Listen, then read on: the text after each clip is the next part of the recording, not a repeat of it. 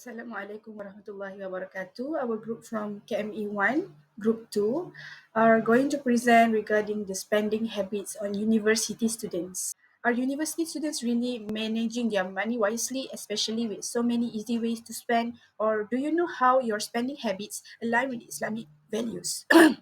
Many students struggle with impulsive buying and debt due to easy online access and peer pressure, which often goes against Islamic financial ethics like avoiding extravagance and debt.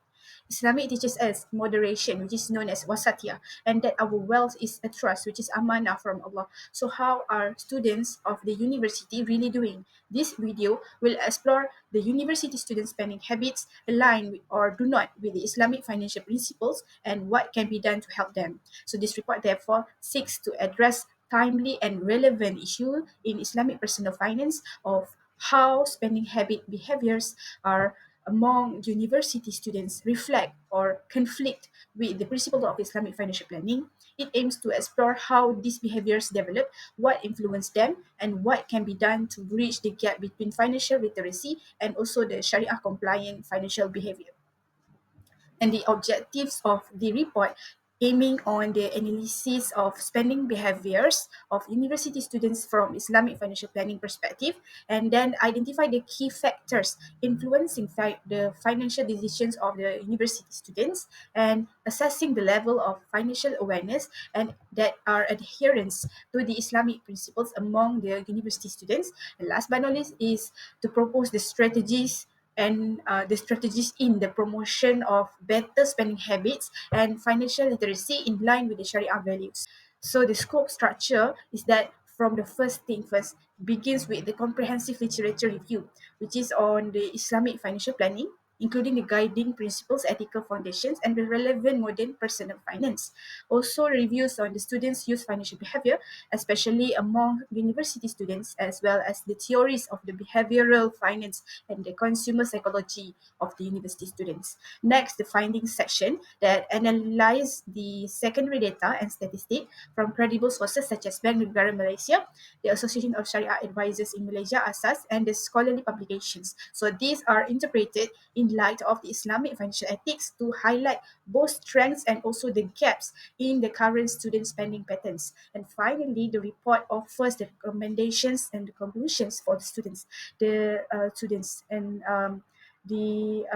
in order to improve the financial literacy and promote spending habits consistent with Islamic values.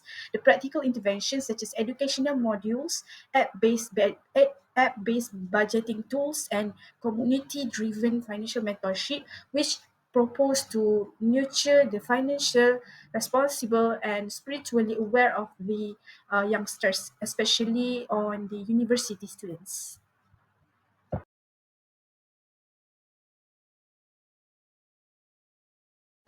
For our literature review, let's begin with the definition.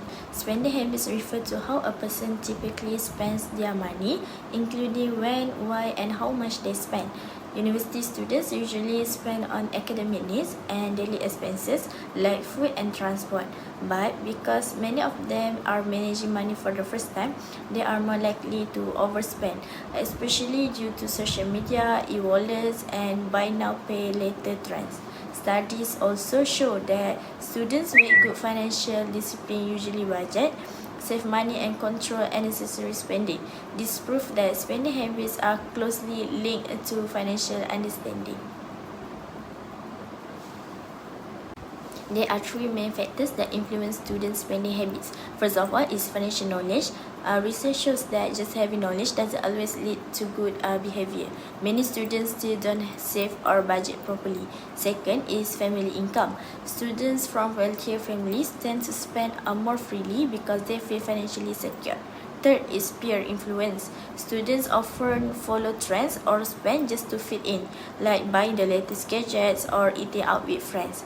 Other factors like emotions, lifestyle, and digital marketing also affect how students spend their money today.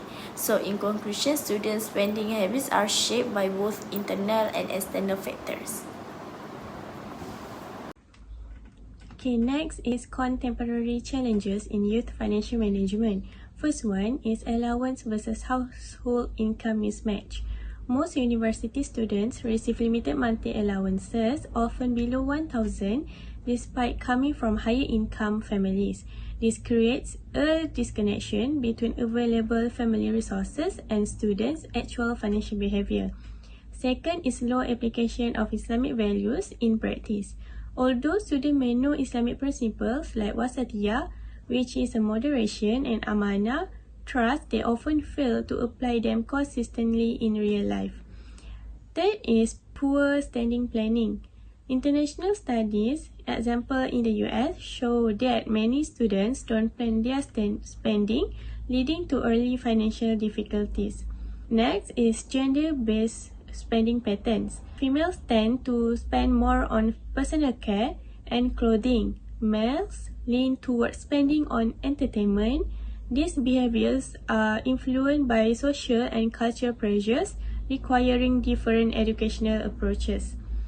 Last one is need for practical Islamic financial education. Effective strategies should integrate Islamic financial principles with tools like budgeting apps, mentorship, and curriculum reforms to support ethical financial behavior. That's all from me.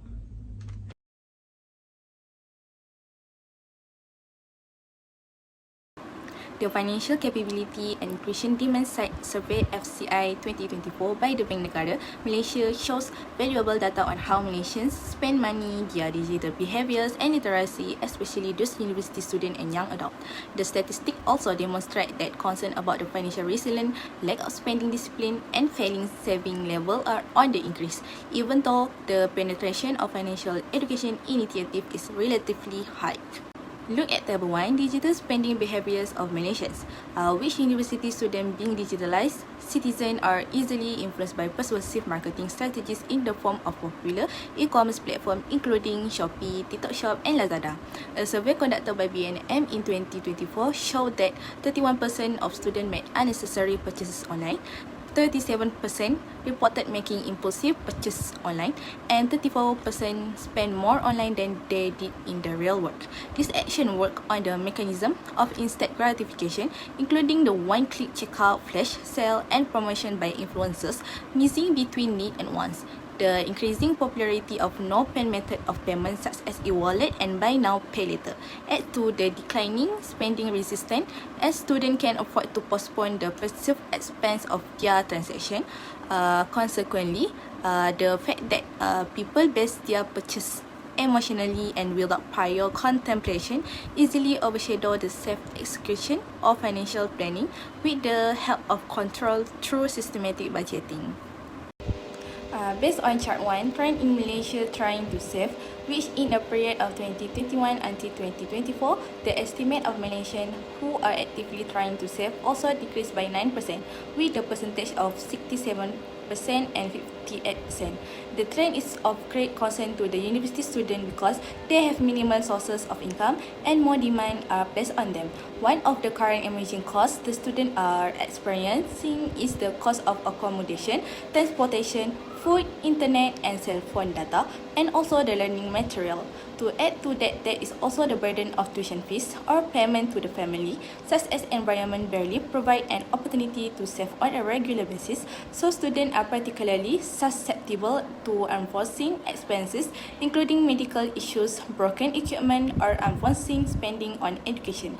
The failure of saving regularly can also undermine effectiveness in dealing with such financial shock. For Table 2, Emergency Financial Preparedness. The result of BNM Survey 2024 show an alarming rate of financial vulnerability among young people, especially university students, where 61 outside of the survey did not manage to save RM1,000 in case of an emergency, and only 37 are able to continue with basic living costs beyond 3 months in case they lost their main source of income. This point to the fact that most students are just making do with thin financial cushion, and thus they are extremely exposed to sudden financial shock. Typical or at least everyday apparent minor disaster like a laptop malfunction, emergency healthcare expenses, or transport repair might turn into a significant financial problem very soon, inflicting a debilitating impact on their studying plan as well as their mental condition.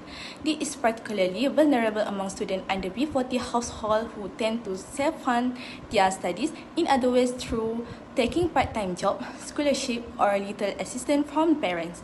Most people can afford formal risk protection through ensuring emergency saving or reliable family income, and this increases their exposure to risks.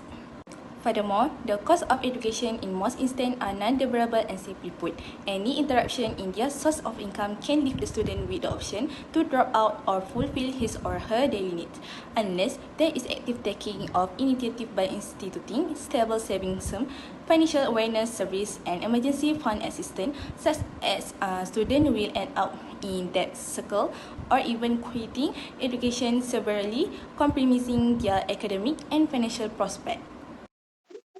In this slide, I will present about the spending behavior of university students in Malaysia based on the Negara Malaysia 2024 survey. So the findings show that many students are struggling to manage their money properly, even though they have learned about the financial management, but they still spend too much to save very little and are not prepared for unexpected situations. So one of the reasons is that many students are easily influenced by online shopping platforms like Shopee, TikTok Shop, and Lazada. They often buy they do not need because of sales and discounts they see online. So many students also use POS and buy now, pay later or BNPL, which makes them feel like they are not ready to spend in cash and leading them to spend more without thinking about the consequences.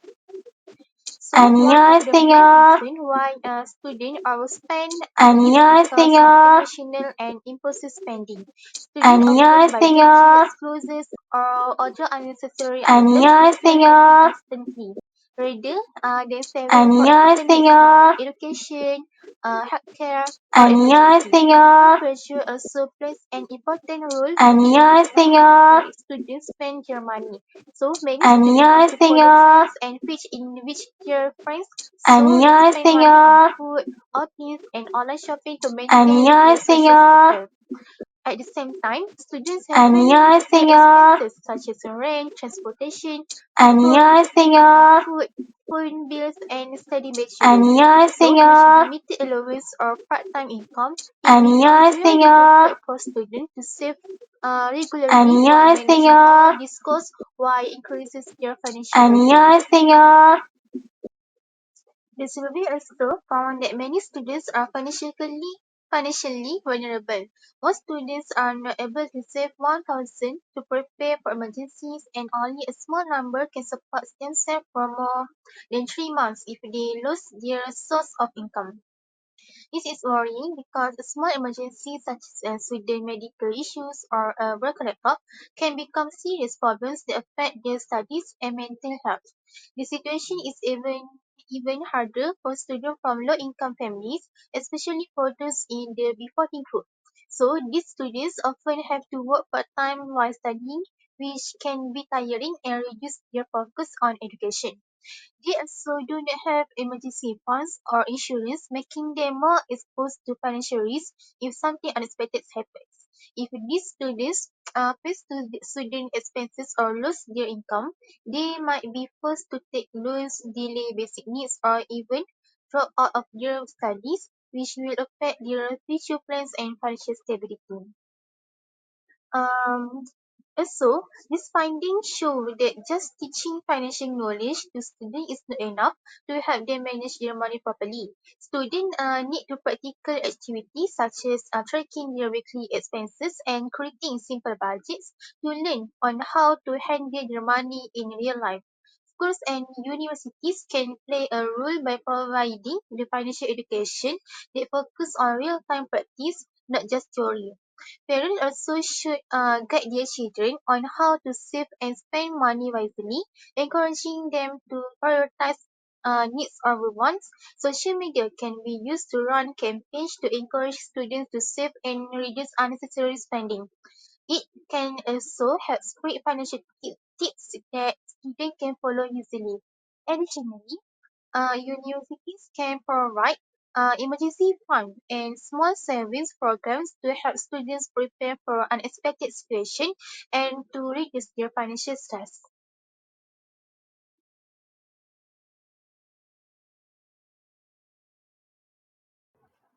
In conclusion of our presentation, the analysis of secondary data and relevant literature reveals that many university students, particularly in Malaysia, face considerable challenges in practicing the disciplines of their financial behavior. Among the most observed patterns that are being can be seen is that the impulsive in the spending, and then the excessive consumption of non-essential goods and services, and increased dependence on the credit facilities. So those are according to Bank Negara Malaysia 2022. So the concept of the modernization is need to be centralized and absorbed to the each of individuals, and also specializing to the university students. So as we must centralize and absorb it into our daily life routine. Okay, according to Surah Al-Furqan, Surah number 25, ayat of 67, praises the believers who spend neither extravagantly nor miserly, but hold a medium way between those extremes. So that's reckless spendings among students not only risk the material consequences like that, but also spiritual harm in their life, which is by deviating from the Islamic teachings on wealth stewardship. We've seen that many students in universities struggles with impulsive spending, excessive consumption, and relying too much on credit, often contradicts into the Islamic financial ethics. So while students might know about avoiding interest, riba, uncertainty, which is gharar, and then waste, which is israf, this knowledge doesn't always translate into their daily life spending disciplines. So the clear solution is more tailored to the Islamic financial education, which is not just about the budgeting tools or something that are related, but it is also about the understanding that our financial choices are also as the act of worship and also the act of responsibility to Allah. So let's empower the university students to be financially responsible, and spiritually aware. Exposure to the Islamic financial teachings, whether through the religious instruction, Islamic students' curriculum, or family upbringing, tend to demonstrate more responsible financial behavior. So this includes budgeting before spending, tracking expenses, saving regularly, and being cautious about falling into the unnecessary debt. So their financial decisions are more likely to reflect Islamic values such as wasatanya, moderation, and then the amanah, which is trust and responsibility, and hikmah, which is wisdom. So as we know, the Makasih Syariah number 5, which is the protection to the mal, protection to the wealth, is very crucial. So another key findings in the materialism and peer influence play a substantial role in the shaping spending habits among the university students. So many students in the university spend on the fashion items, gadget, food delivery, and entertainment to maintain social appearance. Sometimes as the cost of the basic needs of themselves. Okay, and then uh, also they forget to have the saving accounts that are literally very very crucial to keep their fund manageable. Okay, so this type of the consumption, okay, are contradicts because they tend to contravene to the practice in Islamic teachings, okay, that are encouraged in Islam. So it is known as taqwa. The concept of taqwa, uh, which is known as the God consciousness, and zuhud, which is a detachment from the materialism. So the lack of the long-term financial planning is another concern. Okay, as we know, most of the university student plans their finances on a weekly or monthly basis, but rarely considering the savings for future goals such as emergencies, education, hajj, or family obligations, and all. So which are very very significant in Islam. Islam as the Muslim background. Okay, so that's according to the Dusuki and Boherawa 2011, and then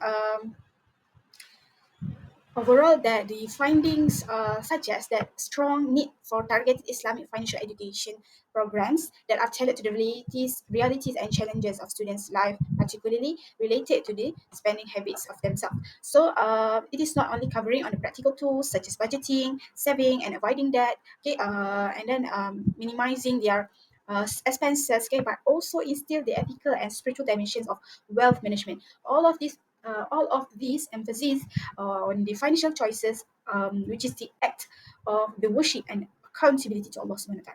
Last one is recommendation. The study finds that parental income and peer pressure influence student spending more than financial knowledge. Universities should offer hands-on financial workshop, peer lead program, and involve parents in promoting financial responsibility, including Islamic value like moderation and trust in cost, and digital tools can guide ethical spending. Further research should explore emotional factors, social media influence, gender difference, and how well students apply Islamic financial value. The impact of buy now pay later service on student finance also need further study. I think that's all from our group. Thank you. So that's all from our group 2 of class KME1. Thank you for your attention.